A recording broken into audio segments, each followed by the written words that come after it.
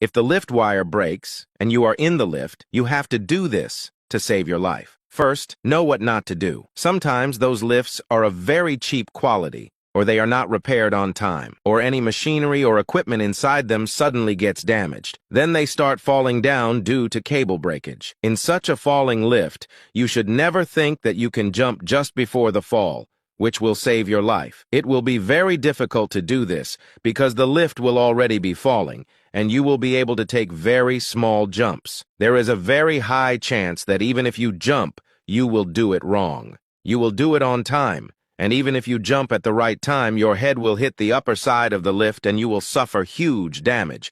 And if you stand or sit normally, your bones will break. In such a situation, to save your life, first of all, you have to protect your head with a bag or with your hands, and then you have to lie down on the floor of the lift. By doing this, you will not feel even a single shock, and you will come out of the lift like a king. Like, comment, share, and follow.